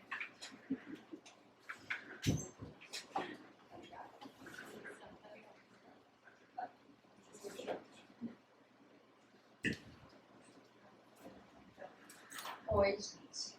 Eu queria perguntar para a Maria sobre essa questão da governança. Cuidado nervoso, eu vejo falar. Porque eu fico pensando que governança, o primeiro modelo que me parece apontado como nesse sentido é a operação acolhida. Ela une o governo, na pessoa dos seus ministérios, que posso, bom, amanhã eu vou contar mais detalhadamente, mas nesse governo também ausente. Aí eu vejo exército. E eu vejo parceiros internacionais ONU, mais de 96 ONUs, os números variam muito. E eu vejo o confinamento, né, pessoas cercadas em muros, adoecidas. Então eu fico pensando, por trás desse enunciado da governança, né, dessa promessa de atores cooperados, o que a gente tem na prática? Aí eu queria me perguntar, você conhece os exemplos que a gente pode apontar que existem hoje de governança migratória no nosso continente, que fujam dessa lógica do confinamento? E aí eu fico pensando também na falta de transparência de acessar dados, na falta de transparência de acessar o quanto de dinheiro colocado pelos atores envolvidos, na falta de transparência, por exemplo, em dados em relação a violências ocorridas dentro dos abrigos, na falta de transparência, por exemplo, de pensar adoecimentos diversos, desde doenças mesmo físicas a, por exemplo, doença mental, não só das pessoas que estão confinadas, como as pessoas que estão trabalhando dentro dos abrigos. Então, assim, eu fico muito nervosa, tensa e preocupada com essa ideia da governança. Eu queria saber mais de você sobre isso.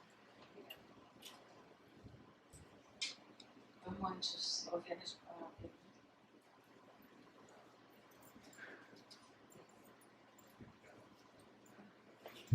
question pour Carlos. Et je pense aussi que...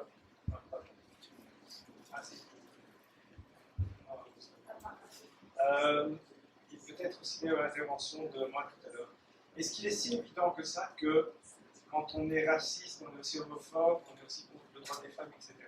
Je voudrais revenir sur cette question-là parce que juste à partir d'un exemple, il est très européen, mais en Europe, en Scandinavie et surtout aux Pays-Bas, la défense des droits des gays et des lesbiennes, c'est alimenter l'islamophobie. Donc c'est contre les musulmans.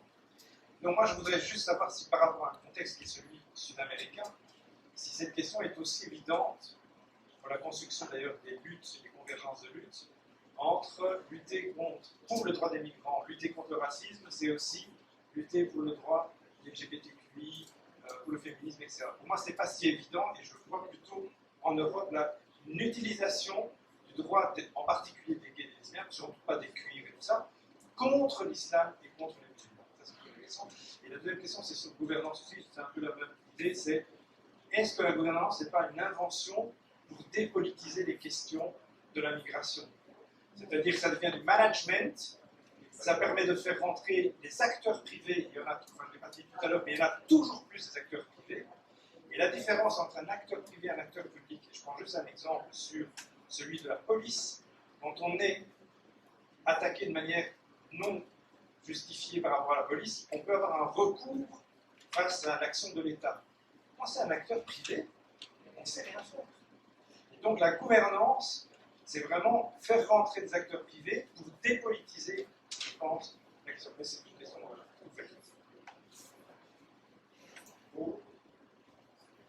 Eu queria só acrescentar uma, por favor, meio minuto para Andréia, porque, na verdade, exatamente a ilustração daquilo que estava falando. E tem um fato curioso extraordinário, como eu falei. Hoje a imigração faz parte de sistemas contra esses atores, contra a sociedade tradicional, a família tradicional e tudo mais. Então, como a gente falou, que na verdade aqueles que são contra a imigração são contra a imigração. Não querem saber por quê. Então, você falou da islamofobia, eu vou te dar um exemplo que para mim ilustra muito bem essa situação. Aqui no Brasil, a gente teve manifestações contra o Islã. Aqui no Brasil, em Copacabana, a gente teve o Alcorão queimado, sabe? Mas tem um probleminha, não tem muçulmano no Brasil.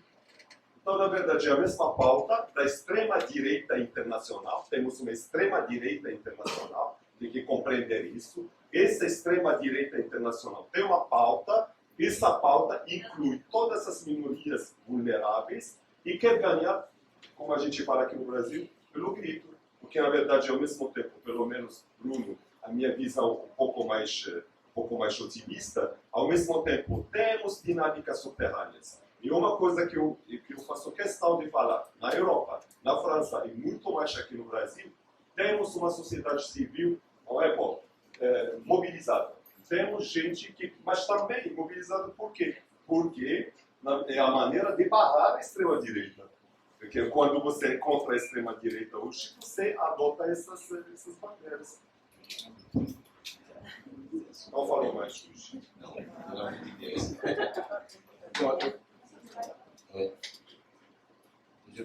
Eu posso responder sua pergunta nesse sentido. Esse é o maior desafio, um dos maiores desafios também. Porque esse problema, a gente não encontra esse problema aqui no Brasil. A gente vem com esses problemas nas nossas malas. Porque questão racial é menos preocupação para um haitiano, para um congolês, para um senegalês, que vem de um país 100% negro. Então, é a última coisa para pensar. Mas talvez para o peruviano, outros países latinos, já vem com essas preocupações. Mas a questão de gênero, entre a gente, Haiti é um país homofóbico. É um país, questão de sexo, gênero, é uma coisa absurda. Então, nem a ONU conseguiu uma surra para se controlar nada. Então, ficou na mesma página com a Revolução Haitiana super legal, está na mesma página também essas coisas. Então, a participação das mulheres, essas coisas, mesmo os haitianos estão lá, mas as mulheres não vão aparecer. E por aí vai. E esses, entre os imigrantes refugiados, para isso tem uma organização por comunidade também.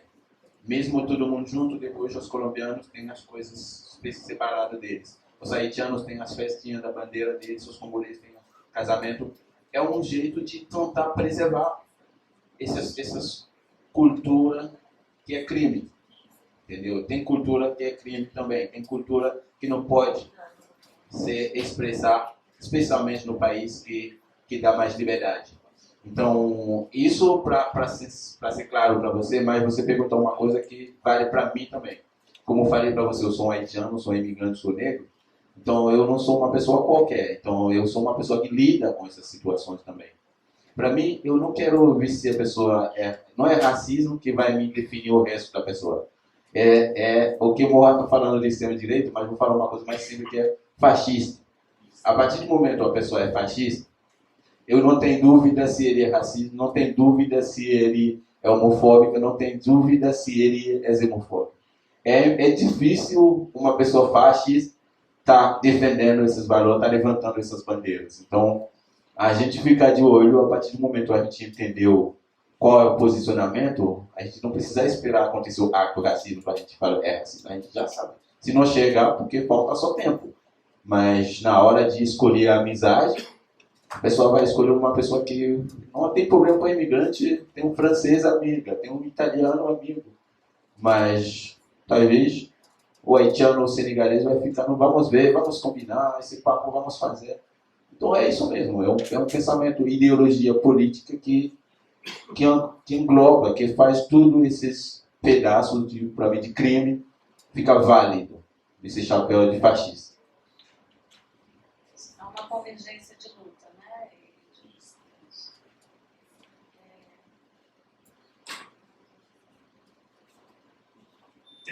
Bueno, sobre el tema de la polarización, a mí me parece que desde una perspectiva progresista, para no decir de izquierda, un reto fundamental es no solo contestar a esta derecha que a veces es francamente fascista, sino cómo cambiar los términos de la conversación sobre migración desde una perspectiva progresista que no sea solo contestar el discurso conservador o fascista en último caso. Eso me parece que es algo que da temor, ¿no? Porque siempre me parece a mí que está implícita la pregunta electoral. Si hablar de migración tiene un costo electoral. Y entonces mejor no hablemos de eso y solo contestamos lo que la derecha dice. A mí me parece que un reto fundamental es cómo no evadir el tema y cómo no tenerle miedo desde un punto de vista progresista al tema de la migración y no solo resignarse a contestar el discurso securitario de la externalización de las fronteras, etc. ¿Cómo hacer eso? Me parece que es una pregunta académica y política que está hoy en discusión, ¿no? Y que en las elecciones pues, estratégicas como puede ser la Unión Europea o los Estados Unidos se nota mucho, ¿no? Es decir, ahora Biden tiene que decir un poco más porque la cosa se está poniendo muy complicada. Pero más allá de lo puntual, me parece que la pregunta política es cómo hablar de migración en términos más propositivos y no solo en términos defensivos. Y luego sobre experiencias en América Latina. A mí me parece que, creo que no sé quién lo decía, hay una derecha internacional que ha colocado temas en distintos países, ¿no? En castellano se ha acuñado esta expresión de ideología de género, que es como una manera peyorativa de descalificar los debates. Y lo que es muy interesante es que quienes usan esa expresión ideología de género es gente que conoce las ciencias sociales. Es decir, usan ideología como en el sentido original del marxismo, ¿no? Como una falsa conciencia, como una visión distorsionada de la realidad a la cual hay que criticar porque es engañosa. Eso se ha expandido en América Latina y los que suscriben la ideología de género también suscriben la xenofobia, suscriben la homofobia. Hay un discurso, digamos, algo que me parece a mí interesante es que en América Latina hay una nueva generación de pensamiento intelectual de derecha o de derecha radical. Es decir, no solo es la cuestión activista, sino que hay algunas personas que dicen, no, es que nosotros necesitamos construir un discurso intelectual desde la derecha radical, porque si no el marxismo cultural nos va a acabar. Y además les interesa entrar a las universidades. Eso me parece que no es que siempre estuvieron fuera, es que ahora es como más conscientes. Hay un proyecto como de decir, la batalla también hay que darle en las universidades y a nivel intelectual, porque los intelectuales son fundamentalmente así izquierdistas, comunistas, feministas, etcétera, etcétera. A mí me da la impresión que estos pensamientos radicales no ganan elecciones, pero sí están ganando la batalla ideológica. Es decir, su radicalidad los vuelve muy inviables en términos electorales. Bueno, más o menos. Ayer en Portugal es 18%, ahora Alternativa por Alemania es 20%, hasta 30% en Alemania del Este. Hay grupos en América Latina que son muy fuertes. El Bukele gana con el 80% de las elecciones, por más irregularidad que haya, obtuvo 1 millón de votos más que en la pasada elección. Es un montón de gente la que está votando a favor de estos puntos de vista. Pero sí es indiscutible que, sea que ganen o no ganen en la democracia electoral, están ganando la ideología. Y eso me parece que es muy serio.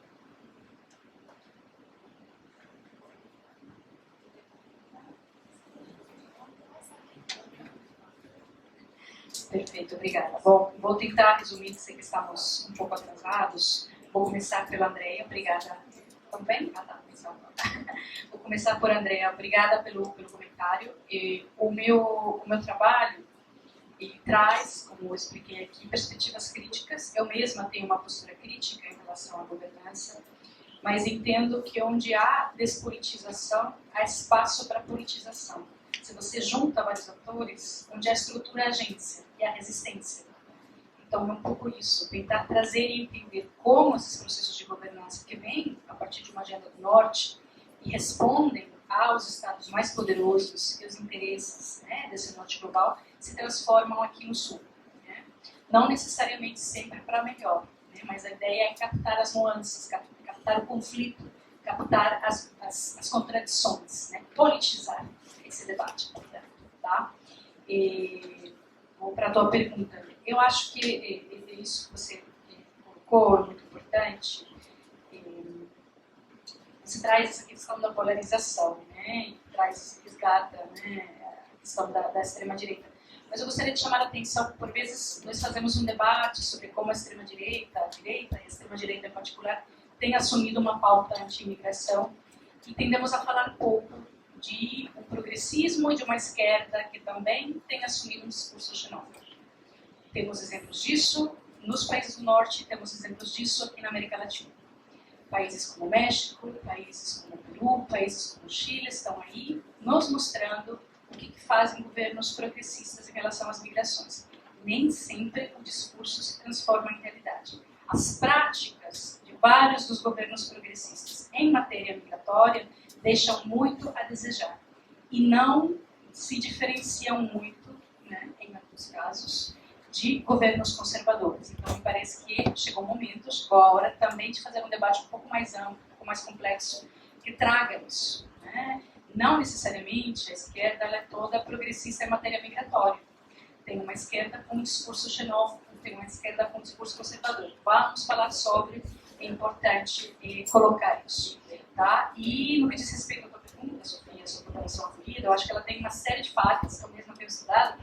Estive lá em Roraima, nos vários abrigos, e ela tem uma série de contradições, né? Mas ela também é um processo aí, com várias disputas, e um processo extremamente contraditório, porque se você for ver, apesar de todos os limites que ela tem, que são muitos, né? Tem uma série de erros, tem uma série de problemas, ela constitui uma resposta institucional dada por um governo da América Latina por um dos maiores fluxos migratórios que tem tido a região nos últimos anos, né? A ideia é você transcender isso, fazer mais e melhor, certamente, mas sem, assim, ela não é o único exemplo de um processo de governança. Você diz, quando eu penso em governança, me vem isso. Bom, a gente tem, por exemplo, iniciativas como Cidades Solidárias, que também fazem parte, derivam dessa ideia. Você tem processos como, pensando na academia, a Cátedra Sérgio Vieira de Mello, que são uma derivação, né? Como disse, essa ideia de governança ampla, muito contraditória, cheia de limites, cheia de problemas, ela inclui diversos enfoques. Inclui uma perspectiva de segurança, certamente. Inclui uma perspectiva, por exemplo, que vincula a migração com o desenvolvimento, e aí já dá para fazer debates mais complexos. E traz, em alguns casos, dependendo de quem participa, das contestações que se fazem, também uma perspectiva de direitos humanos. Então, por isso que a gente consegue ver, né, contradições, consegue ver, em alguns casos, projetos que podem favorecer, né? Você tem, às vezes, por exemplo, formação de organizações de migrantes, apoio ao trabalho de organizações de migrantes, também como derivação dessas pautas. Porque a gente tem muita contradição, tem um processo de disputa, né? Que governança é essa? O que processos de governança a partir de baixo ou contra a governança conseguimos fazer? É disso que a gente, me parece, que poderia falar. Tá? Mas é isso, é contradição o tempo todo. Obrigada.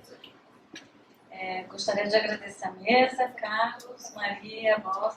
Foi um prazer estar aqui com vocês e convidar todos para a gente fazer uma pausa. 10 minutos, por favor.